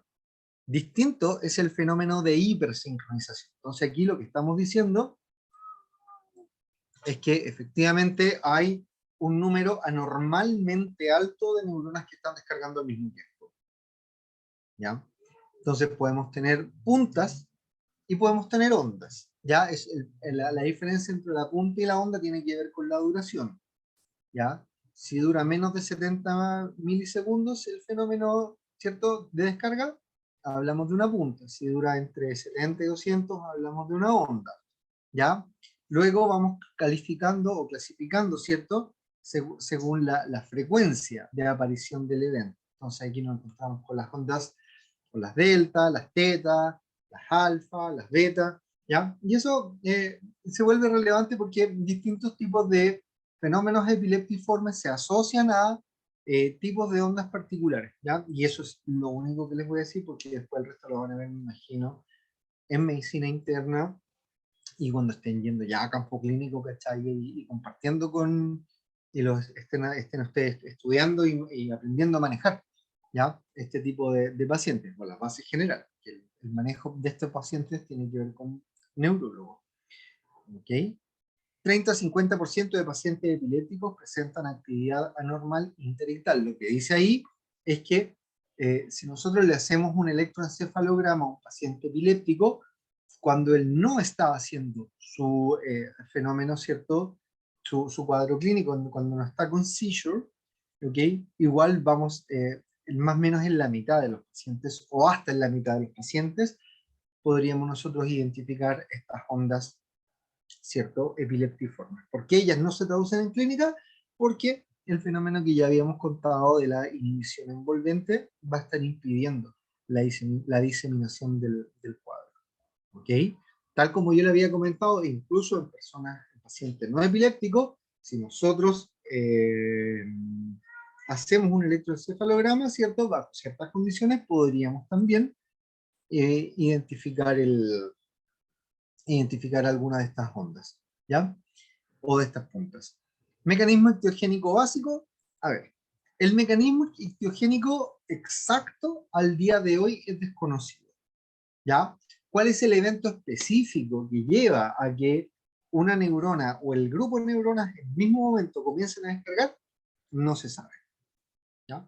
Pero hay cosas que más o menos se está de acuerdo. Ya de manera aguda hay un bloqueo sináptico de conductancias activadas por voltaje de tipo inhibitorio, es decir, de manera aguda bajaría la actividad de tipo inhibitoria y aumentaría la actividad de la sinapsis de tipo excitatorio. ¿Ya? Tal como ya hemos dicho, esto puede ocurrir también en sujetos que son normales. ¿Ya? Esto, chicos, está muy asociado a lo que se conoce como el campo receptivo de las neuronas. ¿Cachai? O sea, si el seizure focus está ubicado en regiones cerebrales que procesan, que procesan estímulos de tipo visuales, que procesan imagen, ¿ya? Lo más probable es que luz o determinados ciertos colores, ¿cierto? O intensidades de brillo, de luminosidad, vayan a generar, ¿cierto? Estos cambios en el funcionamiento de estas neuronas. Si el seizure focus está asociado a regiones que tienen que ver con el procesamiento olfativo, ¿cierto? Como le ocurría a mi alumna, ¿ya? Y entonces cuando ella siente o sentía, ¿cierto? Un olor o un aroma en particular, ¿ya? La probabilidad de que se activara su seizure focus era obviamente mayor. ¿Cachai? En la epilepsia de base genética o adquirida es más difícil de precisar. O sea, distinto es lo que ocurre en el fenómeno agudo que lo que ocurre en el fenómeno crónico. ¿Ya? Y en el fenómeno crónico aquí nos ponen al tiro el fenómeno epiléptico. Y ahí dicen, ojo, aquí ya es más difícil de explicar, ya sea que el paciente tenga una epilepsia idiopática, de estas de base genética, o que tenga una epilepsia adquirida, ¿ya? Porque miren, no hay una alteración continua en la actividad cerebral, claro, no podría esperar, ¿cierto?, que si el paciente ya es epiléptico, sus neuronas estén constantemente descargando de manera anormal, pero no ocurre eso, ¿ya? Miren acá, aquí se nos cae la teoría del desbalance excitación-inhibición. Muchas mutaciones que se sabe que están asociadas al desarrollo de cuadro epiléptico ni siquiera tienen que ver con conductancia, ¿ya? O sea, lo que les decía yo, se sabe hoy en día que mutaciones de la subunidad beta de canales de sodio o de canales de calcio generan epilepsia, pero son las subunidades beta, ¿cachai? Ni siquiera está asociada, no es una mutación del canal mismo. ¿Mm?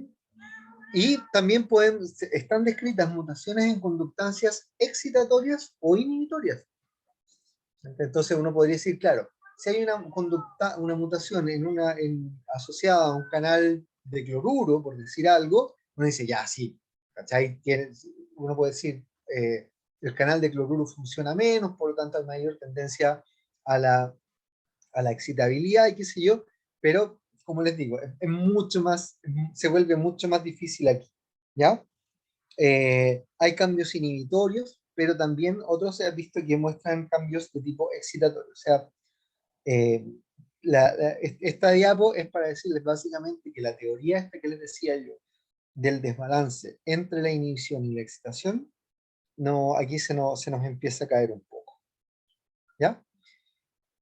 Existen dos grandes marcadores del seizure focus, ¿okay? Que tienen que ver con la hiperexcitabilidad de neuronas individuales, ¿ya? Entonces habría neuronas o grupitos de neuronas que estarían potencialmente hablando, descargando, ¿cierto? De manera recurrente, ¿ya? Estos serían los focos que están asociados a descargas interectales, ¿cierto? Estos pacientes epilépticos que les decía yo, a los que se les hace un electroencefalograma cuando no están haciendo crisis y se detectan estas ondas, ¿ya? Asociado a los seizures, ¿ya? Y a oscilaciones patológicas de redes neuronales en su cerebro. Y lo otro, ¿cierto? Un poquito ya lo que habíamos dicho en la diapo 1, ¿ya? Además de la hiperexcitabilidad, ¿cierto? Habría una hipersincronización de grupos neuronales, ¿cierto? Que conformarían estas redes neuronales patológicas anormalmente grandes. ¿Mm? Con esto entonces empezamos por fin a hablar de epilepsia.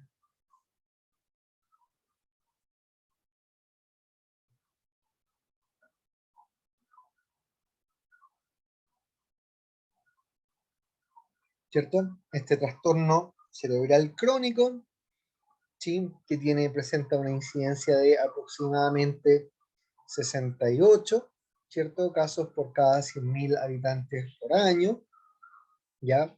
Mayor prevalencia e incidencia en países con ingresos promedios medios y bajos, ¿cierto? Si bien le da a todos los grupos étnicos, hombres y mujeres, a todas las edades, ¿ya? Tiende a darse más en países o en regiones con ingresos promedios que son un poquito más bajos, ¿ya? Sin diferencia por sexo, 1% de la población en general se acepta que está, ¿cierto?, sufriendo, experimentando esta condición, ¿ya? Si nos vamos a la población sobre 65 años, fíjense cómo aumenta a 1,5, ¿ya? Un tercio de estos pacientes presenta, es mucho esto, miren, un tercio de pacientes con epilepsia refractaria, es decir, pacientes que con 2 o más drogas antiepilépticas correctamente elegidas, no son capaces de mantener completamente controlados sus fenómenos, ¿cierto?, convulsivos o sus seizures. ¿Ya? Hablamos de epilepsia resuelta en pacientes que no reciben medicación por al menos 5 años y que no han tenido seizures en al menos 10 años. Y miren lo terrible de esto. La presencia clínica de una epilepsia resuelta no nos garantiza que ese paciente no nos vaya a hacer un seizure a futuro.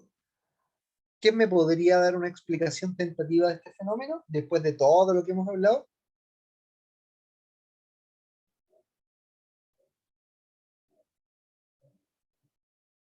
¿Cuál podría ser una posible explicación para esto, chicos?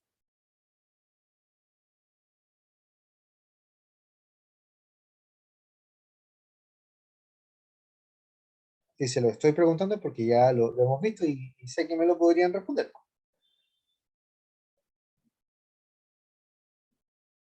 Quizá porque como en la parte idiopática no hay ninguna causa como aparente, sino que más que se dice que puede ser genética, acá a pesar de que el paciente no ha producido como un de epilepsia por 5 años sin medicamento, aún así no cambió su genética. Y si no cambia la Claro, genética, puede ser que exactamente, vuelva ¿cierto? Y por a lo ocurrir. tanto la predisposición en el tiempo no se modifica. Muy bien. ¿Qué otra en el otro grupo de pacientes?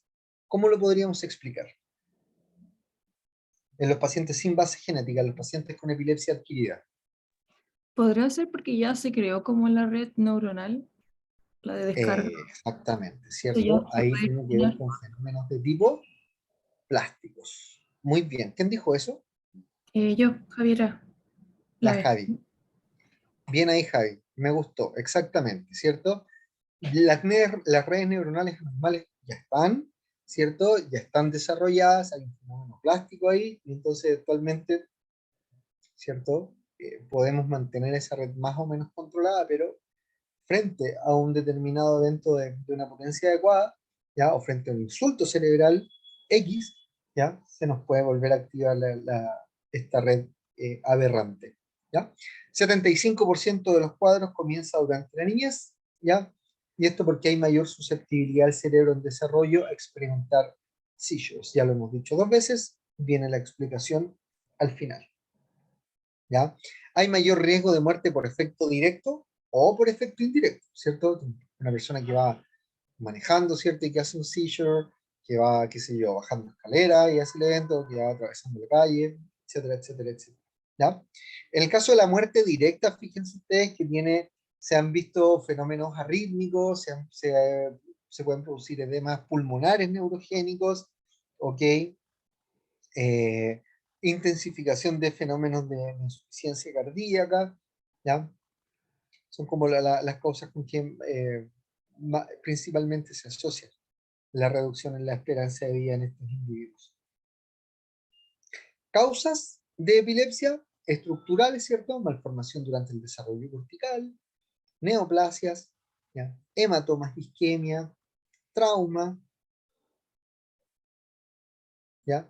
Causas genéticas, aquí para volverse loco la cantidad de mutaciones que hay, ¿ya? Canales de sodio, potasio, calcio, receptores de GABA, ¿ya? Fenómenos infecciosos, ¿ya? Meningitis, encefalitis, causas metabólicas, ¿sí? Causas autoinmunes, esclerosis múltiple, encefalitis autoinmune.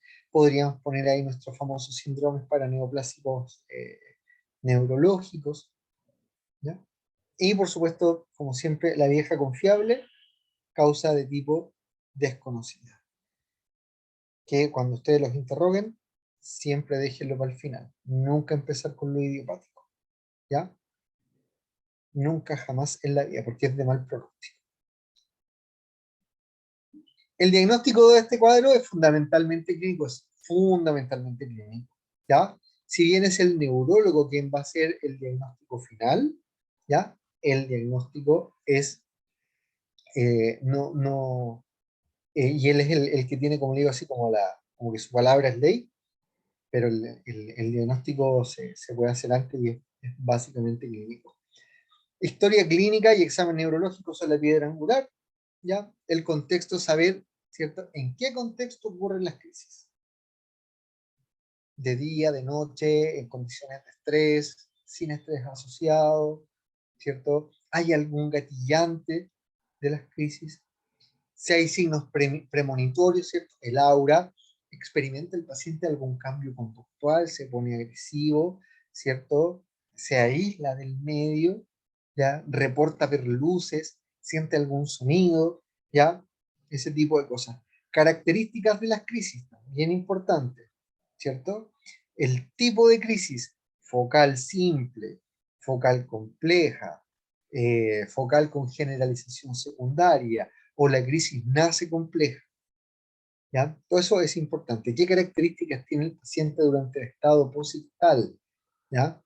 Ahí está el periodo de confusión, está el periodo de somnolencia, ¿sí? O el paciente retoma su vida de manera inmediata, ¿cachai? Sin esperar nada. ¿Mm? En ese sentido, el electroencefalograma es confirmatorio, altamente sensible, ¿ok? Pero no diagnóstico. Es confirmatorio, pero no diagnóstico, ¿ya? La norma aquí es tratar al paciente, no hacer un tratamiento para el electroencefalograma. ¿Ok? El electroencefalograma, entonces, orientado al registro de la actividad cortical espontánea, ¿sí? Ideal en tres condiciones, ¿ya? Paciente despierto, así como sin problema, con deprivación de sueño, paciente somnoliento, y con el paciente durmiendo, ¿ya? Hacer maniobras de hiperventilación y la estimulación con luz estroboscópica, ¿ya? Aumenta la probabilidad de pesquisar estas actividades epileptiformes.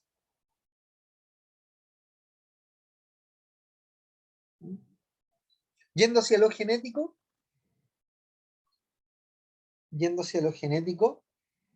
eh, ¿cierto? Algunas canalopatías asociadas a cuadro epiléptico, algunas asociadas a canales excitatorios, canales de sodio, canales de calcio, receptores nicotínicos, ¿ya? El SCN1A es el mejor ejemplo, que está asociado al síndrome de mioclonos, ay, no me acuerdo, si es que alguien lo pudiera googlear, la sigla no me acuerdo, pero es un síndrome que se da en el pediátrico, ¿ya? Para este se han descrito más de 600 mutaciones, fíjense ustedes. Curiosamente, aproximadamente la mitad se traduce en haploinsuficiencia. Entonces uno puede decir, pero ¿cómo? Si los canales de sodio se asocian a corrientes de tipo excitatorias, ¿por qué una haploinsuficiencia se va a asociar a un fenómeno tipo epiléptico? Bueno, eso tiene que ver un poco con lo que decíamos, ¿cachai? Como cómo se cae aquí en la teoría del desbalance excitación versus inhibición. Alguien podría decir, ya, pero ¿qué pasa si esos canales están principalmente expresados en neuronas de tipo GABAérgica? ¿Cachai? La neurona GABAérgica va a trabajar menos y si hay menos actividad GABAérgica caemos en el famoso desbalance. Ok, ahí podría ser. Pero, ¿cachai? Ahí uno empieza a caer como en muchos supuestos. Algunos canales que están asociados a actividad de tipo inhibitoria, ¿ya? Mutaciones del KCNQ, de las subunidades, perdón. KCNQ, ¿ya? 2 y del case NQ3, ya también se han asociado a algunas formas específicas de epilepsia. Canales de cloruro, ¿m? En las subunidades delta, en gamma 2, en alfa 1, ¿cierto? También se han asociado a este tipo de fenómenos.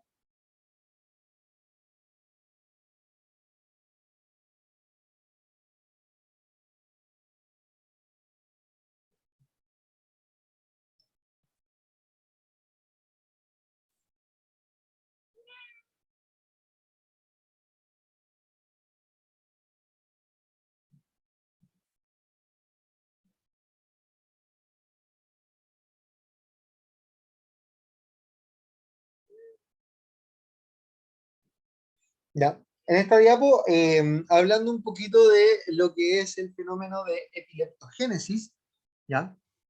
En la epilepsia del lóbulo temporal. Ese es el ELT, ¿ya? Entonces, una de las formas más comunes de epilepsia de tipo adquirida es la epilepsia del lóbulo temporal. Ya no sé por qué ha aparecido después esa diapo, ¿ok? Desde un punto de vista de lo descriptivo anatomopatológico y desde un punto de vista de lo descriptivo imaginológico del paciente vivo, ¿ya? Es el fenómeno de la esclerosis del hipocampo. ¿Sabemos de qué hablamos cuando hablamos de esclerosis, chicos, o no?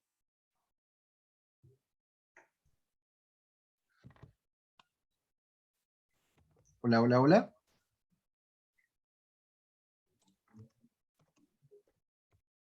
¿Esclerosis? Yo asocio esclerosis con el daño de la vaina de mielina de las neuronas.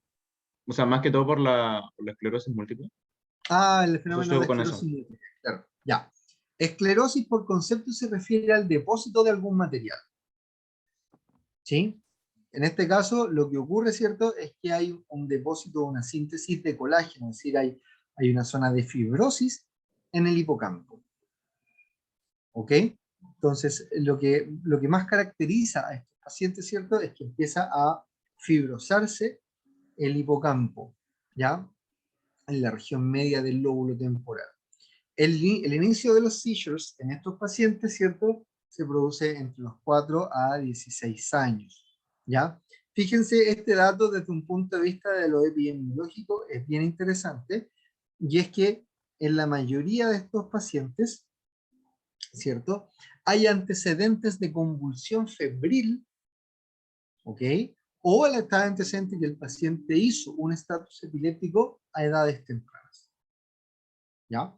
Sin embargo, ¿es la convulsión febril o el estatus epiléptico la causa de la epilepsia del lóbulo temporal? No. Sí podríamos decir que es un factor de riesgo, pero no podemos decir que es causa. ¿Ya?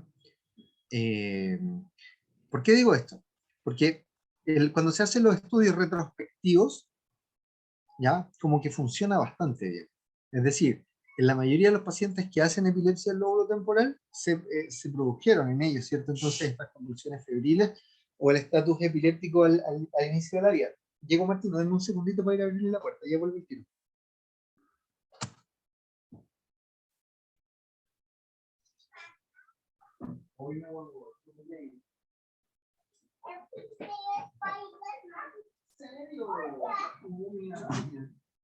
No, está súper bonito, Martín.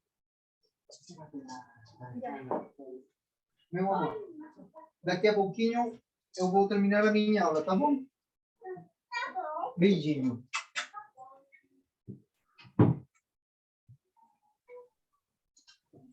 Ya, gracias por la paciencia. Me contó que había pintado un hombre araña. Pero cuando se hace el estudio prospectivo, es decir, cuando se agarra al grupo de pacientes, ¿cachai?, que tiene, cuando se agarra al grupo de pacientes que hizo convulsión febril o estatus epiléptico y se mira hacia adelante, el porcentaje de individuos de ellos que hace epilepsia del lóbulo temporal es bastante bajo. ¿Ok? En estos pacientes el desempeño cognitivo, el aprendizaje y la memoria suelen estar afectados. ¿Ya? Y por algún momento, como les decía, por algún motivo se me dieron vuelta las diapositivas porque esta venía después. ¿Ya? Algunos cambios específicos en el hipocampo en estos pacientes tienen que ver con la aparición de fibras granulares aberrantes.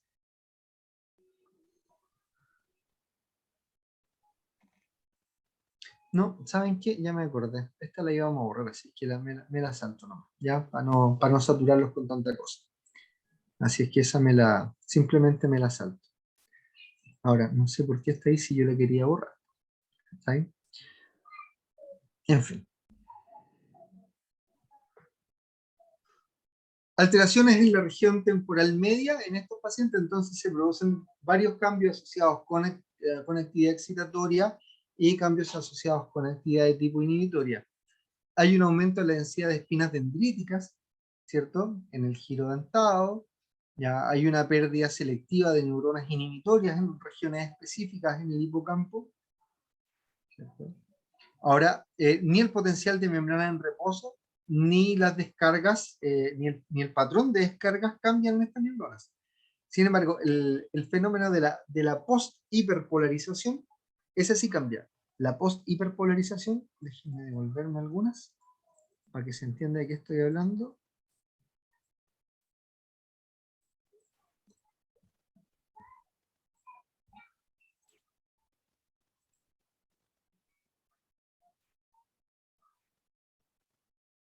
Acá. La post-hiperpolarización eran estos fenómenos que estaban acá, ¿ya? Que se da por cómo la neurona, ¿cierto? Estimula a neuronas GABAérgicas que descargan sobre ella misma, ¿ya? Esa era la post-hiperpolarización. Y ese fenómeno sí ya se ha visto que cambia, ¿ya? En la actividad sináptica, eso sí, ahí hay cambios, ¿ya? Aumenta la conductancia de los NMDA, ¿cierto? Sabemos que eso tiene que ver con mayor entrada de calcio, con el fenómeno plástico, ¿ya? En los AMPA hay conductancia normal, ¿ya? Hay mayor expresión de NMDA, de los receptores para el NMDA aspartico, ¿ok? Aumenta la expresión de dos unidades específicas, que es el NR2A y el 2B, ¿ya? En el giro dentado vuelve a aparecer, ¿no es cierto? El CA1, que sea el giro dentado, que sea uno, da lo mismo, ¿sí? Para que tengamos un poco de datos, ¿cachai? Pero eso no es relevante preguntarlo, si es CA1, si es CA2, ¿cachai? Miren esta, hay una pérdida de función de los receptores metabotrópicos de glutamato, que son los mGlur, ¿ya? Entonces, los receptores metabotrópicos de glutamato, porque el NMDA es un receptor ionotrópico, que está en la neurona post. Los mGlur están en la neurona pre, ¿cachai? Entonces, cuando la hendidura sináptica se nos llena de glutamato, ese glutamato es capaz de estimular estos receptores metabotrópicos y eso reduce la liberación, ¿cierto?, de glutamato por parte de la neurona pre. O sea, que haya pérdida de función del mGlur, básicamente significa que, aunque tengamos la hendidura sináptica llena de glutamato, vamos a poder seguir descargando, ¿cierto?, liberando vesículas de neurotransmisión y por lo tanto vamos a poder seguir llenando de glutamato nuestra hendidura sináptica. Algunos cambios inhibitorios en la región temporal media en estos pacientes, ¿ya? Hay menos expresión de receptores tipo GABA-A, ¿ya? Se produce cambio en la expresión de subunidades específicas, ¿ya? Tienen ustedes ahí de estos receptores GABAérgicos, ¿ok? En dendrita, ¿cierto? Versus ensoma, ¿ya? Frente a trenes de alta frecuencia, la recuperación de estas neuronas GABAérgicas es más lenta que en el hipocampo normal, es decir, frente a un tren de alta, frente a una descarga, ¿cierto? Aumentadas en frecuencia, eso hace que se demoren más en responder estas neuronas GABAérgicas. Hay menor expresión del cotransportador potasio cloruro, ¿ya? A consecuencia de la pérdida de la pérdida de conexión con otras neuronas. A eso me refiero con la desaferentización, ¿ya? Hay una alteración del potencial de membrana, ¿cierto? Asociado a la concentración intracelular de cloruro, ¿ya? Asociado al cambio en la expresión del KCC, ¿ya? Y lo otro que se ha visto, cambio en la expresión de conexina, ¿cachai? Ahora, claro, las conexinas, ustedes me van a decir, pero las conexinas se asocian a los gap junctions, y los gap junctions se asocian a sinapsis de tipo eléctrica, no sinapsis química. Y tienen toda la razón, ¿cachai? Pero recuerden que si bien la mayor parte de las sinapsis en el sistema nervioso central son químicas, también hay sinapsis eléctricas a este nivel. Y les propongo, chicos, que quedemos hasta acá para respetar nuestra hora de término.